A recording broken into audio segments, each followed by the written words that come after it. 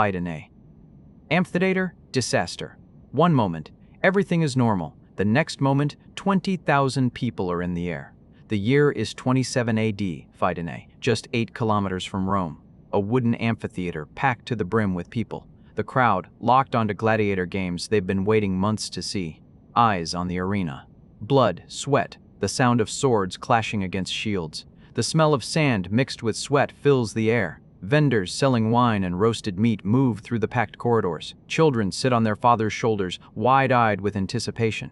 Women fan themselves in the Mediterranean heat, their colorful stolas creating a patchwork across the wooden stands. The atmosphere is electric, alive with the primal energy of thousands gathered to witness violence and glory. Then, a creak, a sound that cuts through the roar of the crowd for just a moment. Then, silence.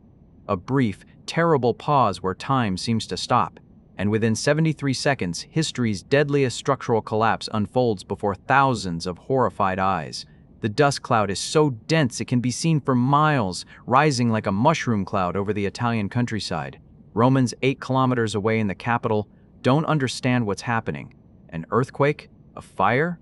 No, worse, a man-made disaster born of pure greed. The price of avarice, stinginess, and violated engineering ethics. 50,000 people in those stands, maybe more. 20,000 will die or be injured instantly, their bodies crushed, their bones shattered. Corpses will pile 3 meters high in grotesque pyramids. Children will be found still clutching their parents' hands in death. The Tiber River will run red with blood for days, and the Roman Senate will pass laws to never allow such a massive mistake again. But it's too late. The damage is done. This is the story of the Fidenae Amphitheater, one of the darkest days of the Roman Empire, and how one man, a former slave, sent thousands to their deaths through calculated negligence. The year 14 AD. Emperor Augustus died after ruling Rome for over 4 decades. His stepson Tiberius took his place, ascending to the throne with none of his stepfather's charisma or love of the people. Tiberius was an authoritarian man obsessed with money, a notorious miser who counted every coin in the imperial treasury. He hated Augustus's flashy policies with passion. The grand festivals that lasted for weeks, the gladiator games that required importing warriors from across the empire, the wild beast hunts where lions and tigers were shipped from Africa at enormous expense.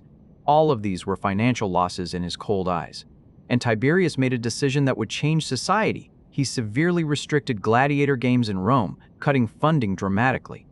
The people were furious, their anger simmering in the streets and forums. Gladiator games weren't just entertainment for Romans. They were the very identity of the Roman people, woven into the fabric of their culture. Blood, violence, death. These spectacles were moments when ordinary citizens felt powerful, connected to the martial glory of the empire. The blood flowing in the arena was a symbol of Roman strength and dominance. These games were where social tensions released, where the mob could cheer and feel alive. And now this fundamental right was being taken from them. But this is human nature. What is forbidden becomes more desired. The hunger for blood sports didn't disappear, it merely moved underground and outward. As games decreased in Rome, illegal shows in surrounding cities exploded. Small towns like Fidenae noticed this hunger, this desperate craving for entertainment. Businessmen, entrepreneurs, former slaves seeking fortunes, they all saw the opportunity glittering before them. If they can't see the games in Rome, they'll come here. They'll travel. They'll pay any price. Fidenae was perfectly positioned, 8 kilometers from Rome, a comfortable 2-hour walk along Roman roads, close enough to attract massive crowds but far enough to escape Tiberius's regulations. But there was a problem. Fidenae didn't have a permanent amphitheater like the grand stone structures in Rome. And this is where Attilius enters the stage, a man whose name would become synonymous with greed and disaster. Attilius's exact background is unclear in the historical records. But what we know is this: he was a former slave who had gained his freedom and risen to libertinus status, a freedman with rights but not the full dignity of a freeborn Roman citizen.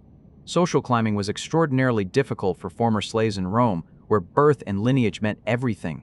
But money could change everything. Money could buy respect, influence, even immortality through public works. And Attilius wanted to be rich more than anything in the world. When he looked at Fidenae with his calculating eyes, he saw pure opportunity. A flood of people from Rome desperate for entertainment, a crowd thirsting for gladiator games, and no venue to accommodate them. The solution was simple: a temporary amphitheater made of wood. A permanent stone arena would take years to build, cost millions of sesterces, and demand imperial approvals that would never come, architectural plans that needed Senate review, and engineering inspections by Rome's Guild of Builders. But wood? Wood was fast, cheap, readily available, and most importantly, completely unregulated outside the capital. Attilius began construction immediately, hiring workers at rock-bottom wages and purchasing materials from the cheapest suppliers. The first mistake was site selection, and it was deliberately made to save money. This part of Fidenae was near the Tiber River, where the ground was known to be problematic. The soil was loose with marshy characteristics that any competent engineer would recognize as unsuitable. From an engineering standpoint, this meant certain disaster. For a wooden structure expected to hold tens of thousands of people, the ground needed to be solid, compact, and stable. Beams, stakes, foundation posts all required firm soil that wouldn't shift under load. But Attilius didn't care because this land was cheap, far cheaper than plots on higher ground. The second mistake was material quality, and again this was calculated cost-cutting. Wood, when used correctly with proper curing and selection, is incredibly durable. Many of Rome's bridges and docks were wooden and lasted decades. But the key phrase is, when used correctly. The timber Attilius used was wet and not fully cured, making it heavier and far less durable. It was cheap lumber from low-quality trees full of rot spots, cracks, and knots.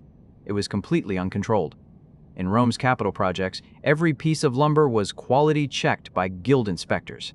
Attilius's construction had no such oversight. He bought whatever was cheapest and asked no questions. The third mistake was foundation stakes, the very bones of the structure. In a wooden structure, load distribution is critical. Stands are carried by horizontal beams, beams are supported by vertical columns, and columns are secured by deep stakes driven into the ground. These stakes must go deep enough to reach stable soil. Attilius's stakes didn't go deep enough, maybe 1 meter, maybe less. In loose marshy soil, this was engineering suicide. The fourth mistake was lack of lateral support. In modern engineering, this is called bracing, cross supports that prevent a structure from spreading or bending sideways. In Attilius's stands, these supports were either too weak or non-existent. The structure resembled a house of cards, only able to bear loads from above. Any sideways movement would destroy the balance instantly, and Attilius knew everything. According to historian Tacitus's records, Attilius knowingly and deliberately used cheap materials and cut corners at every opportunity. His goal was brutally clear: keep costs low, maximize profit, and damn the consequences. Construction was completed within weeks, rushed through at alarming speed. The stands rose with a claimed capacity of 50,000 people, 8 meters high with 3-tiered seating. The wood was freshly painted to hide defects and smelled new. From a distance, it looked impressive, even magnificent. But in reality, beneath the fresh paint, it was nothing more than an elaborate death trap. The day of the event was a festival day, one of those brilliant Mediterranean days when the sky is impossibly blue.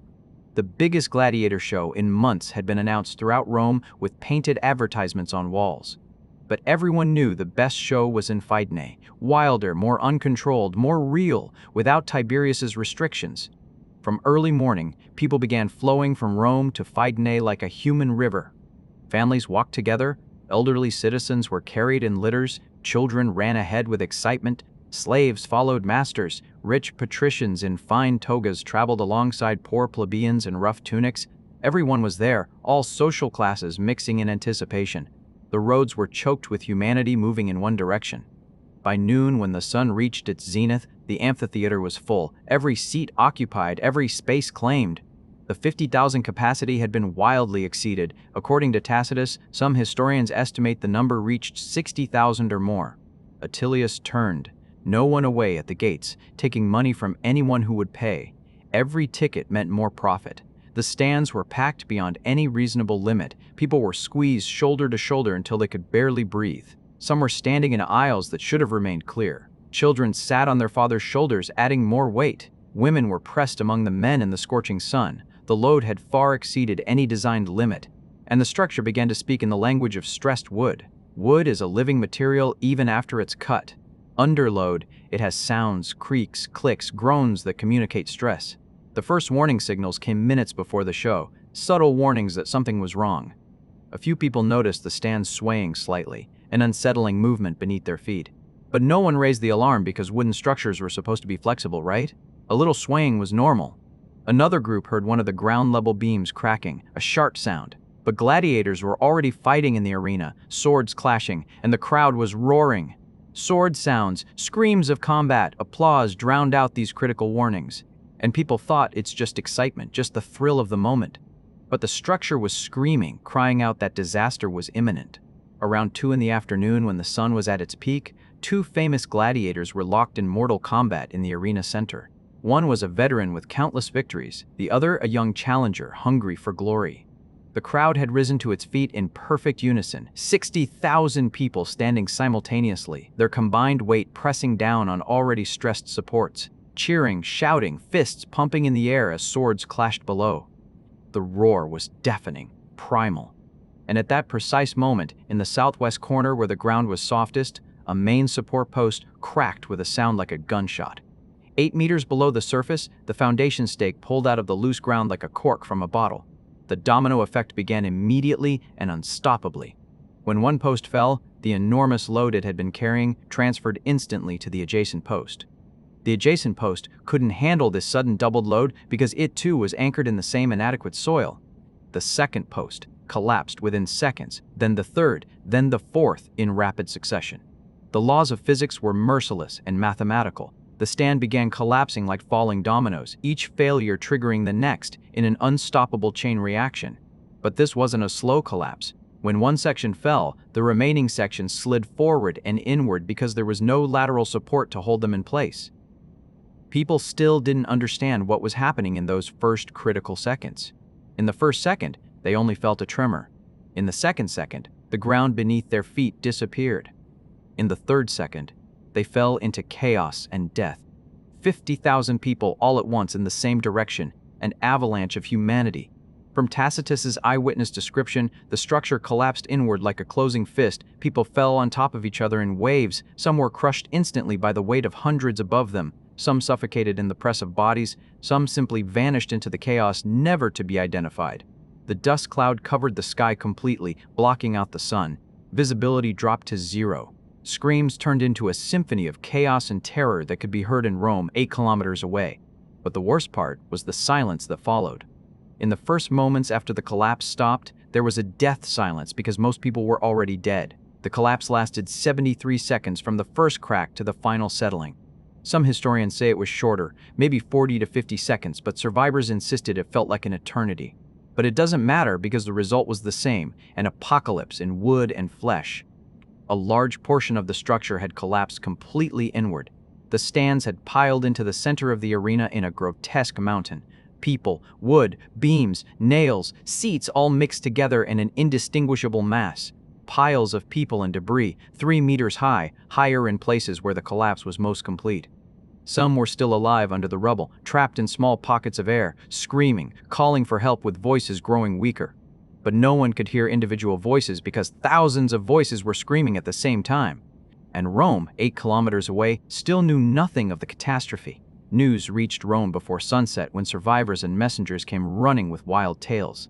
Initial reports were chaotic and contradictory. Some spoke of 10,000 dead, others 30,000. Still others claimed everyone had perished. The true number would never be fully known with certainty. According to Tacitus, 20,000 died or were seriously injured, but this was almost certainly conservative because many bodies were never found, remaining under the rubble or rendered unrecognizable. Rescue efforts continued throughout the night by torchlight. Soldiers from nearby garrisons, citizens from Rome, slaves, everyone dug with bare bleeding hands. Sometimes they found an arm, sometimes a child, sometimes nothing but crushed remains. The most heartbreaking detail was that entire families died together because they had come together. Father, mother, children all sat in the same section, all ended up in the same pile of rubble, entire bloodlines erased in 73 seconds. Rome was shocked to its core, the city grinding to a halt as news spread. This wasn't war with a foreign enemy. This wasn't a natural disaster. This was an entirely man-made tragedy, preventable and inexcusable. And someone had to be held responsible for this ocean of blood. Deadliest, the former slave entrepreneur, was now a fugitive running for his life.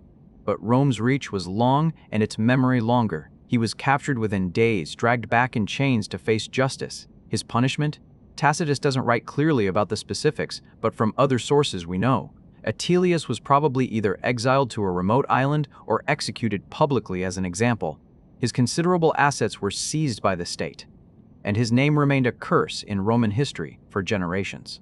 But the real lasting legacy was the laws that emerged.